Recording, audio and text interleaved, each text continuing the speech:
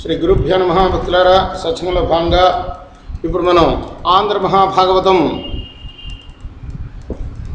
తృతీయ స్కందం నుండి 756వ పద్యం నుండి కొనసాగిద్దాం. నిన్న 755 వరకు చదువుకున్నాం. దేవా, శబ్దాది విషయ సుఖకరంబగు రూపంబు విస్తరింపజేయుట ఎల్లా అస్మద్ అనుగ్రహార్థంబు కానీ నీ కొరకంగా ఆత్మీయ మాయా పరివర్తత లోకతంత్రంబు కలిగి మదీయ మనోరథ సుధా ప్రవర్తి అయిన నీకు నమస్కరించిత. అనుభవ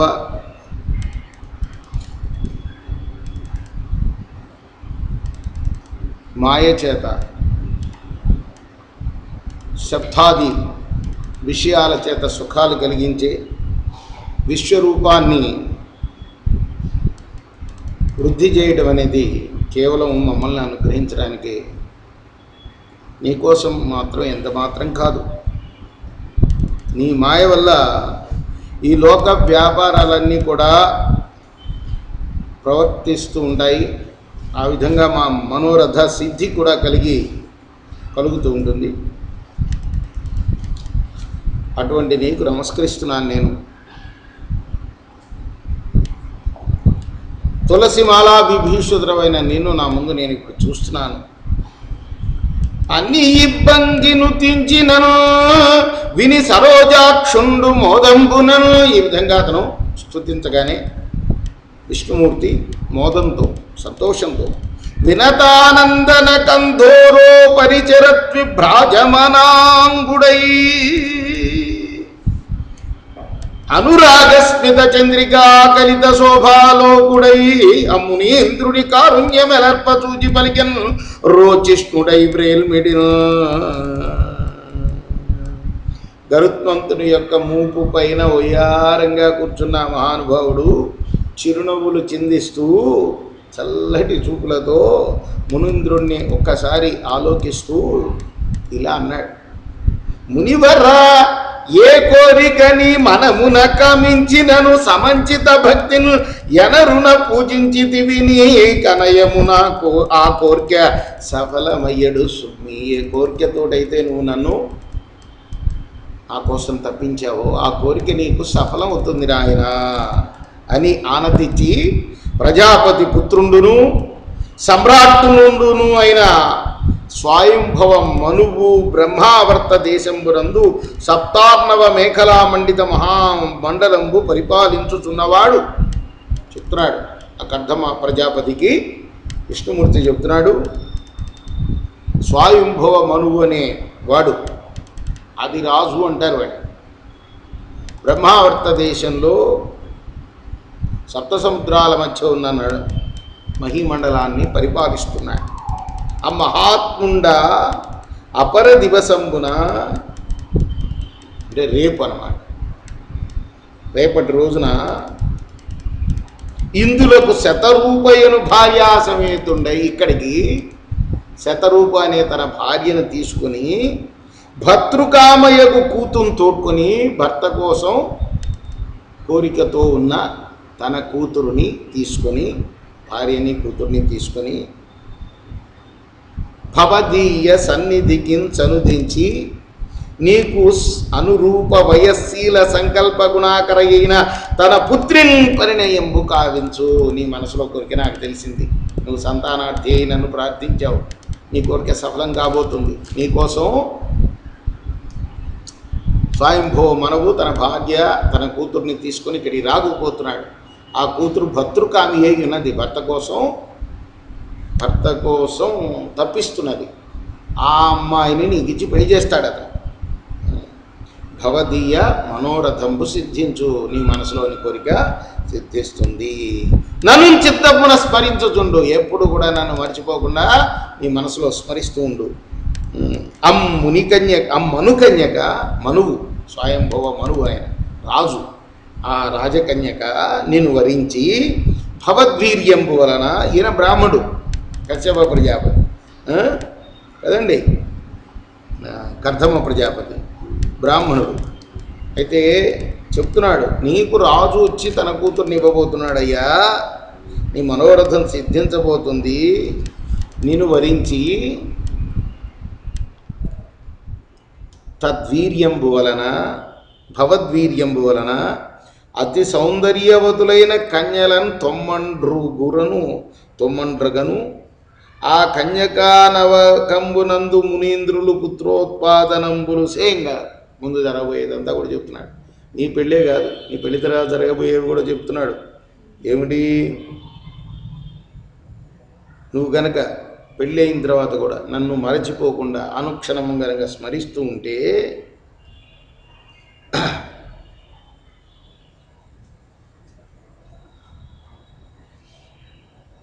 నీ వీర్యంతో నీ భార్య యందు 9 మంది కన్యలు పుడతారు. ఆ కన్యకా నవకంబు వాళ్ళు కూడా మళ్ళీ మునీంద్రులనే వివాహం చేసుకుంటారు. వాళ్ళ చేత వాళ్ళకి అంటే నీకు మనవళ్ళు పుడతారు. నీవు మదీయ శాసనంబును ధరించి మదర్పితాశేష కర్ముండవగుచు అంటే నీ కర్మ ఏది చేసినా దాన్ని నాకు సమర్పిస్తూ అది మదర్పితాశేష కర్ముండవగుచు ఏతత్ఫలం తచ్చ బ్రహ్మార్పణమస్తు. నువ్వు ఏ పని చేసినా ఆ ఫలితాన్ని ఆ మంచి పనుల ఫలితాన్ని నాకు అర్పిస్తూ నైకాంతిక స్వాంతంబున భూతాభయదాన దయాచరిత జ్ఞానివై నాయందు జగంబులు కలవనియు నీయందు నే కలననియు ఎరింగి సేవింపు. చూసారా, భగవద్గీతలో కూడా ఇదే కదా చెప్పారు. నాలో అన్ని జగత్తులు ఉన్నాయని, అలానే నీయందు కూడా నేనే ఉన్నాను. అన్ని జగత్తులు పరమేశ్వరులో ఉన్నప్పుడు మనలో కూడా ఆయనే కదా ఉంటాడు. ఇలా ఎరిగి నువ్వు సేవించు. చరమకాలంలో అంటే నీవు దేహం త్యజించేటప్పుడు వదిలేటప్పుడు నన్ను పొందుతావు నాయన. భవదీయ వీర్యంబు వలన నేను నీ భార్య గర్భంబున ప్రవేశించి అంటే నీకు 9 మంది కన్యకలు పుడతారన్నాను కదా, ఒక కొడుకుడుగా పుడతాడు. ఆ కొడుకు ఎవడో కాదు, నేనే నీ భార్య గర్భంలో ప్రవేశించి మత్కళాంశమున నా అంశంతో నీకు పుత్రుండనై సంభవించి నీకు తత్వ సంహితను ఉపన్యసింతు. చూసారా, ఇదంతా రివర్స్ గేర్ అన్నమాట. మామూలుగా తండ్రి పుత్రుడికి కదా చెప్తాడు జ్ఞానాన్ని ఇచ్చేది. ఇక్కడ విష్ణుమూర్తే కర్ధమ ప్రజాపతికి పుత్రుడిగా పుట్టి తత్వజ్ఞానాన్ని నీకు ప్రసాదిస్తాను అని చెప్తున్నాడు అని జనార్దుండు కర్ధమునకు ఎరింగించి అతండు కనుంగునుచుండ అంతర్హితుండే. చూస్తూనే ఆయన మాయమైపోయాడు అక్కడి నుంచి. ఇలా చెప్పి అతుల సరస్వతి సరిదుంచిత బాల రసాల సాల శోభిత తట తుంగ రంగ మగు బిందు సరంబు వినిర్గమించి అంచిత గరుడాధిరోహణము చేసి తదీయ కరు ప్రభూత ప్రతతి విలక్షణ క్రమ విరాజిత సామము వించు మోదీ అయ్యి.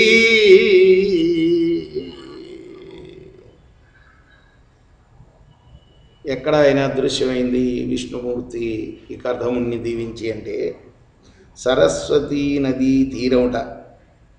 ఆ తీరం ఎట్లా ఉంది?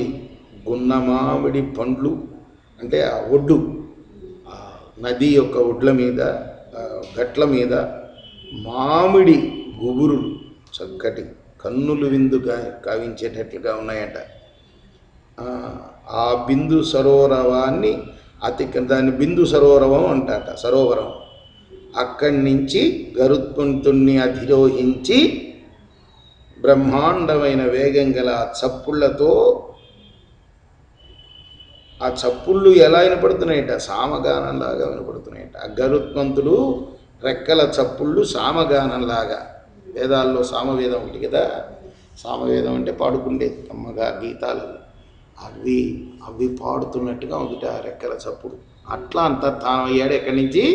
బిందు సరోవరము అని పిలువబడే సరస్వతి నది తీరం నుండి.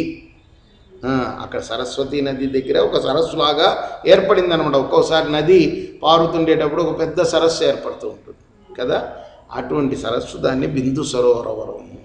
అరిగే వికుంఠధామమున అంత సకామనుడైన కర్ధముండరయ విమోహి అయి మనుమనందును ముందటవచ్చు కోరికలు పురికొనుచుండ తక్షణమ బిందు సరంబునకేగి ఇందిరావరు తలపోయుచుంటే జనవంజుడు భక్తిని తాంత చిత్రయ్య ఎక్కడైతే ఆ మహానుభావుడు అదృశ్యమయ్యాడు ఆ బిందు సరోవరం దగ్గరే తన ఆశ్రమాన్ని విడిచి సరస్వతి నదీ తీరంలోనే ఉంది ఆశ్రమం కానీ ఈ విష్ణుమూర్తి ఎక్కడైతే అంతర్హితుడయ్యాడో ఆ బిందు సరోవరం దగ్గరికి వచ్చి అక్కడి నుంచి మనసులో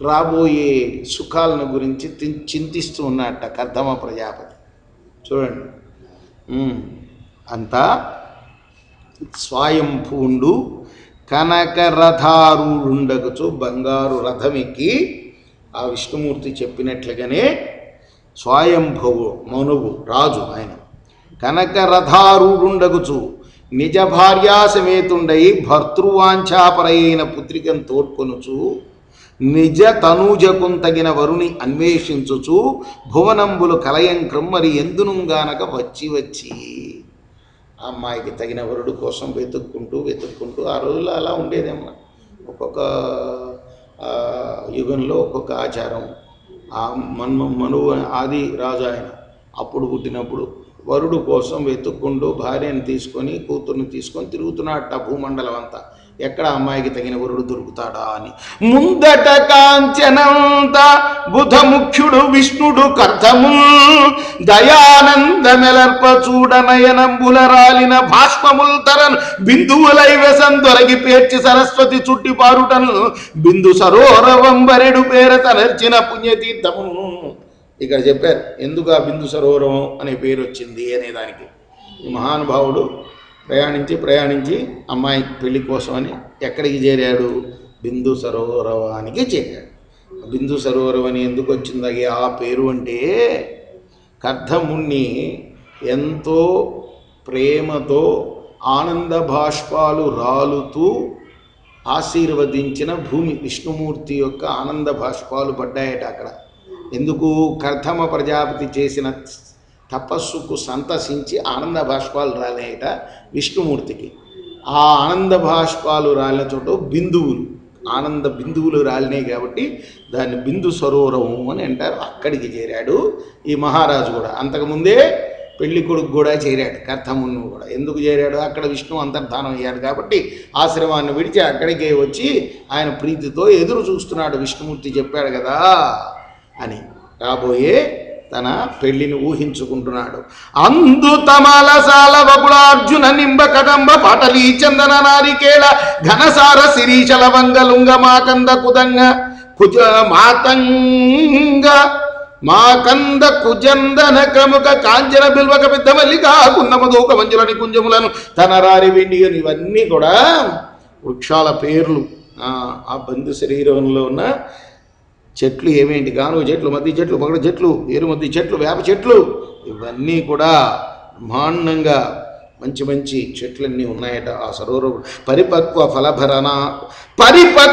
ఫలభరాన తతరు శాఖానికర నివసిత స్ఫుట విహగోత్కర బహుకోలాహల రవ భరిత దిగంతములు కలిగి భవ్యం బగుచూ బాగా పండిన పళ్ళు బరువుగా ఉన్నాయట చెట్లకి అక్కడ కిందకి వంగిపోతున్నాయట అవన్నీ అక్కడ పక్షులు బాగా చేరినాయి ఎక్కడ పండ్లు ఉంటాయో అక్కడ పక్షులు చేరుతాయి ఇప్పుడు మన ఈ అశ్వత్థవృక్షం కిందకి ఎన్ని పక్షులు వస్తాయి తినడానికి అని నిశిత సంసుధర నరక్షత నిర్గల పక్వఫల రసాస్వాదన మోదిత రాజ సుఖ వచోద్ధ సుక్తి కోచం సరిగ శ్రవణ సుఖదం బగుచును పండిన పళ్ళని చిలకలు వచ్చి ముక్కులతోటి పొడుస్తున్నాయట ఆ ఫలాల నుండి ఫల రసం అంతా కూడా కారేదంతా తాగుతున్నాయట లలిత సహకార పల్లవకైత స్వాదన కషాయ కంఠ విరాజత్ కలకంఠ పంచమస్వర కలనాదములుల్ల సిల్లు కడు రమ్యములై వాటిని చూసి ఆ రసం తాగడానికి కోకిళ్ళు వచ్చి ఆ రసం తాగి కమ్మగా పాడుతున్నాయట రేపు మనం మిగతా భాగాన్ని కొనసాగిద్దాం 767వ పద్యం వరకు చదువుకున్నాం